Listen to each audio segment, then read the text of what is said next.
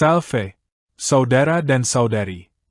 Semoga hari ini berkat Tuhan berlimpah atas diri dan keluarga Anda.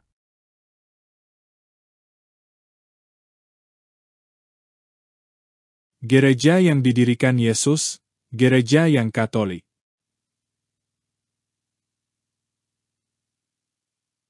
Kata Katolik berasal dari bahasa Yunani dari kata sifat atau adjektiva, katolou yang terdiri dari dua frasa yaitu, kata, yang artinya menurut, atau sesuai dengan, dan holos, yang berarti semua, keseluruhan, komplit, sehingga Katolik bermakna umum atau universal. Gabungan ini berarti sesuatu yang bersifat menyeluruh atau mencakup semuanya.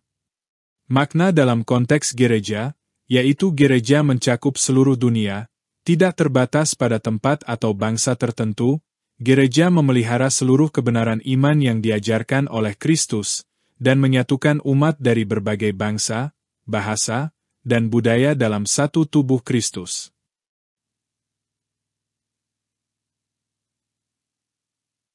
Bagian pertama, berdasarkan Alkitab.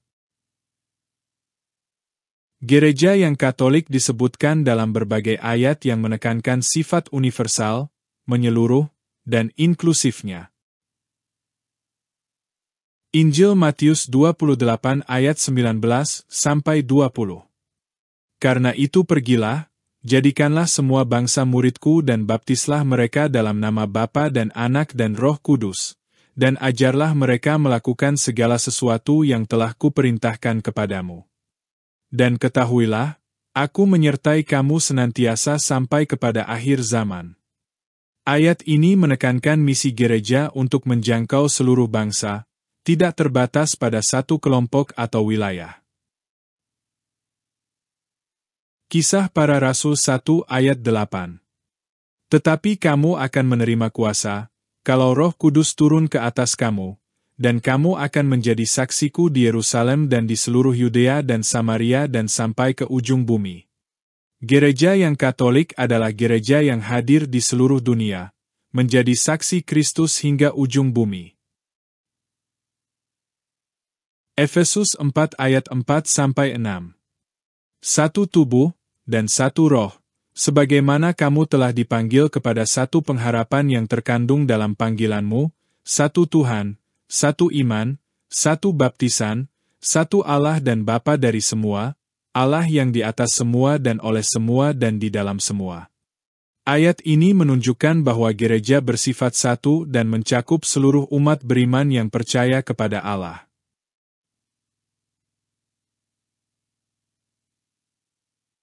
Bagian kedua, berdasarkan Katekismus Gereja Katolik, KGK. Gereja yang Katolik dijelaskan dalam Katekismus Gereja Katolik ada beberapa poin utama. 1. KGK 830. Gereja itu Katolik karena Kristus hadir di dalamnya. Di dalam Dia, dengan tubuhnya yang bersatu dengannya, gereja menerima kepenuhan dari sarana-sarana keselamatan. Kristus telah memberi gerejanya kebenaran penuh dan lengkap serta sarana-sarana keselamatan. Gereja ini adalah Katolik juga karena ia diutus kepada seluruh umat manusia. Artinya, sifat Katolik muncul dari kepenuhan iman dan panggilannya untuk menyelamatkan semua orang. 2. KGK 831.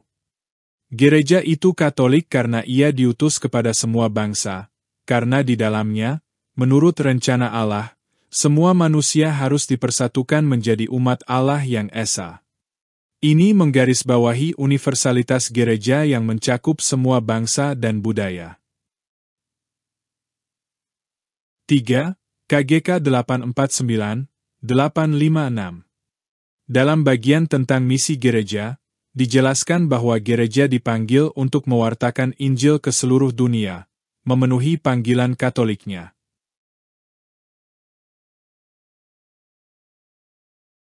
Bagian ketiga, dalam catatan Bapak-Bapak Gereja Perdana.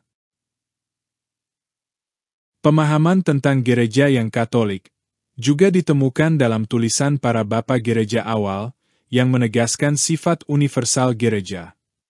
Berikut adalah beberapa pandangan Bapa Gereja yang relevan. 1. Santo Ignatius dari Antiochia, tahun 35–107 m. Santo Ignatius adalah salah satu Bapa Gereja pertama yang menggunakan istilah Katolik untuk menggambarkan gereja.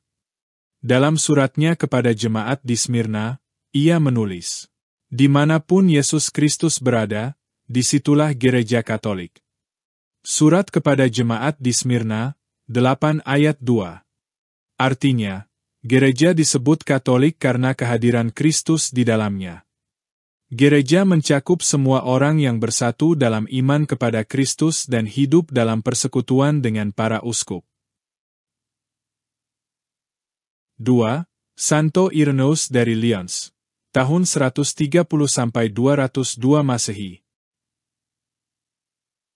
Dalam karyanya Adversus Haereses, melawan ajaran sesat, Santo Irenaeus menegaskan bahwa gereja adalah Katolik karena menyebarkan iman yang sama di seluruh dunia. Gereja, meskipun tersebar di seluruh dunia hingga ke ujung bumi, tetap memegang iman yang sama, yang diterima dari para rasul. Artinya, gereja disebut Katolik karena bersifat universal dalam doktrin dan tradisi, yang diwariskan dari para rasul tanpa perubahan. 3. Santo Cyprianus dari Kartago, tahun 200–258 Masehi. Santo Cyprianus menekankan kesatuan gereja yang Katolik dalam persekutuan dengan Kristus. Tidak ada keselamatan di luar gereja. De Unitate Ecclesiae, 6. Artinya, gereja Katolik adalah satu-satunya lembaga yang menyampaikan keselamatan, karena Kristus mendirikan gereja sebagai tubuhnya yang universal dan tidak terpecah. 4. Konsili Nikea I, tahun 325 Masehi. Konsili Nicea I merumuskan Kredo Nicea yang menyatakan kepercayaan kepada gereja, yang satu, kudus, katolik, dan apostolik. Artinya, gereja Katolik adalah gereja yang universal, kudus, dan didirikan di atas fondasi para rasul, dengan misi untuk menyatukan seluruh umat manusia dalam Kristus. 5. Santo Agustinus dari Hippo, tahun 354–430 Masehi. Santo Agustinus mengajarkan bahwa gereja Katolik mencakup semua orang yang beriman kepada Kristus, baik di bumi maupun di surga. Gereja ini disebut Katolik karena tersebar di seluruh dunia. De Vera Religione 7:12. Artinya, gereja Katolik adalah komunitas universal yang mempersatukan umat Allah dimanapun mereka berada. Pandangan Bapa Gereja menunjukkan bahwa gereja yang Katolik adalah gereja universal yang didirikan oleh Kristus, dihidupi oleh Roh Kudus, dan diutus untuk membawa keselamatan kepada seluruh dunia tanpa batasan ruang, waktu, atau kebangsaan.